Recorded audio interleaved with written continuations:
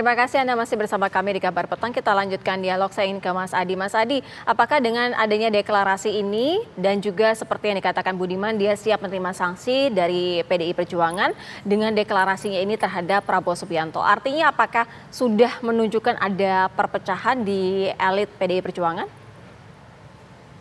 Ya, bagi saya secara prinsip kalau memang Budiman Sujatmiko sudah mendeklarasikan dukungan politiknya bagi Prabowo, itu artinya Budiman iman politiknya sudah ingin pisah jalan ya dengan PDIP dan tidak mengusung Ganjar Pranowo. Tentu bagi PDIP tidak ada ampun ya, karena jelas-jelas Budiman ini menyalahi fatsun politik partai. Itulah yang saya sebut paling dalam waktu dekat PDIP akan mengeluarkan satu statement dan bahkan sanksi yang cukup keras karena ini sudah tidak bisa ditoleransi karena bentuknya bukan kode-kode lagi tapi dukungan politik secara terbuka. Itu pertama ya.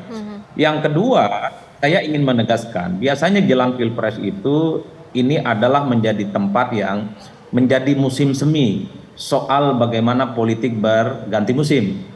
Kenapa saya sebut berganti musim? Biasanya dulu adalah lawan dan saat ini menjadi teman. Dulu biasanya sering caci maki, saat ini biasanya muji-muji. Itu yang terjadi pada Budiman Sujatmiko. Bahkan sebelumnya juga PSI yang kita tahu persis ya, PSI dan Budiman ini adalah merupakan dua elemen politik yang cukup keras melawan Prabowo Subianto sejak 2014 yang lalu. Bagi saya Budiman Sujatmiko mendukung Prabowo Subianto dan seterusnya nggak ada soal. Ini adalah perkara alamiah dalam politik. Ya mungkin karena Budiman saat ini sudah dianggap tidak penting, tidak punya tempat gitu di PDIP sehingga Budiman ini butuh expose dan eksistensi politik yang jauh lebih besar. Makanya kemudian mengarah kepada Prabowo Subianto. Cuman kan kalau orang sekelas Budiman Sujatmiko yang merupakan tokoh reformasi, aktivis 98, melupakan sejarah kelam politik Orde Baru gitu ya, sejarah aktivis 98, kalau kemudian harus muji-muji gitu orang yang dinilai punya keterlibatan ya tentu ini agak bingung bagaimana cara meluruskan demokrasi kita ke depan. Oleh karena itu kalau kita melihat tendensi politik belakangan, ini bukan soal Budiman yang dukung Prabowo Subianto, tapi bagaimana kritik tajam yang mengarah kepada Budiman, dibully habis-habisan di media sosial. Misalnya Budiman itu harus mengubah kosakata politiknya. Dari dulu Budiman itu mengatakan Orde Baru itu adalah orde busuk, orde yang hancur. Apapun judulnya Prabowo bagian dari Orde Baru. Budiman ke depan ini harus mengubah bahwa Orde Baru itu bukan orde hancur, tapi orde keemasan. Atau misalnya Budiman ini harus mengubah istilah penculikan yang sering diulang-ulang saat itu mengkritik dan menyerang Prabowo Subianto. Itu bukan penculikan, tapi adalah sebagai upaya untuk mengamankan. Ini kan tugas penting dari Budiman ketika sudah memberikan dukungan politiknya kepada Prabowo Subianto. Tapi bagi saya overall yang ingin saya katakan adalah ini kan soal fenomena politik berganti musim di Indonesia. Oleh karena itu para politisi berpikirnya kan untung dan rugi. Saya melihat Budiman Sujatmiko saat ini sudah tidak ada untungnya di PDIP. Mungkin terkait dengan pencalekan, mungkin tidak masuk dalam struktur, mungkin tidak ada perjatah politik apapun sepanjang PDIP menang pemilu dan berkuasa. Oleh karena itu, Budiman sebagai mantan aktivis mencoba untuk mencari petualangan baru dan harapan itu seperti ada di Prabowo Subianto dan sepertinya ada di Oke, Mas Adi, artinya kalau harapan itu ada di Prabowo Subianto, apakah dukungan dari Budiman Sujatmiko ini cukup bisa mendongkrak suara untuk Prabowo Subianto? Saya kira tinggal diuji, saya tidak bisa mensimplifikasi, saya tidak bisa menyimpulkan secara sederhana saat ini. Tapi dalam sistem pemilihan presiden secara langsung, one man one vote, dukungan satu orang itu jadi penting. Tidak mungkin ada angka 10 tanpa ada angka 1. Tidak mungkin ada angka 1000 tanpa ada angka 1. Jadi Budiman ini jangan hanya dilihat sebagai Budiman, tapi Budiman adalah mantan aktivis, adalah orang yang memiliki replika dan jejaring politik yang kemudian tersebar di berbagai tempat. Kita tinggal lihat nanti apa posisi Budiman Sujatmiko ketika sudah menyatakan dukungan politiknya kepada Prabowo.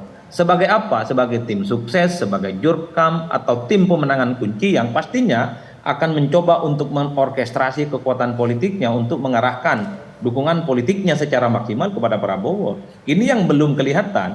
Oleh karena itu yang jelas kalau Budiman memang serius mendukung Prabowo, pasti akan menggerakkan mesin partai gitu ya, akan menggerakkan persoalan-persoalan yang terkait bagaimana politik elektoral, tentu untuk memastikan politiknya kepada Prabowo. Pada level PDIP sebenarnya ya biasa saja. Begitu banyak elit-elit PDIP yang sudah keluar masuk Iya, dan mereka yang keluar rata-rata tidak jadi apa-apa. Oleh karena itu ya kita tinggal lihat gitu bagaimana keseriusan Budiman ini memberikan dukungan politiknya kepada Baik, Pak Prabowo ke depan. Inilah baik. yang saya kira politik kita adalah politik yang sering gampang berganti musim. Oke, Bang Emrus, kalau misal dari Ya, Bang Emrus sendiri melihat ada tidak efeknya seperti apa antara Budiman Sujatmiko ini ketika mendukung Prabowo Subianto? kalau kita bicara efek elektabilitas misalnya, boleh jadi itu yang diinginkan oleh Prabowo. Saya tidak melihat dengan bergabungnya Budiman Sujatmiko meningkatkan elektabilitas Prabowo.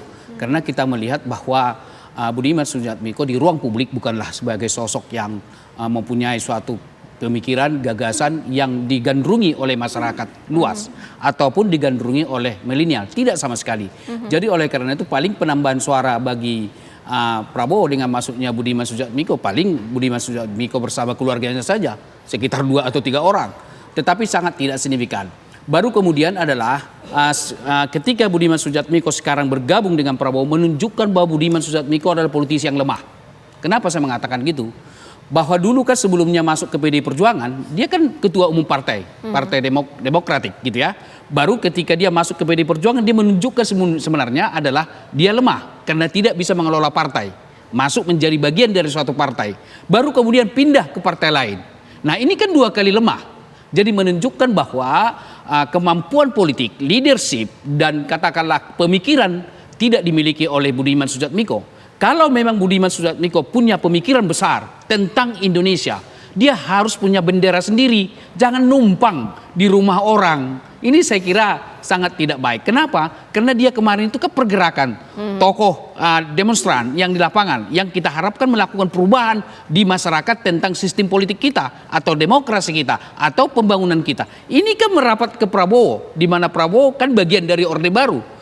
Seperti kata Pak Prayitno tadi, bagaimana dia membangun brandingnya kembali yang dulunya adalah penolak status quo Orde Baru, tetapi sekarang secara simbolik menjadi pendukung tanda kutip ya orang Orde Baru, karena memang Prabowo tidak bisa dipisahkan dari situ karena memang ada ikatan keluarga.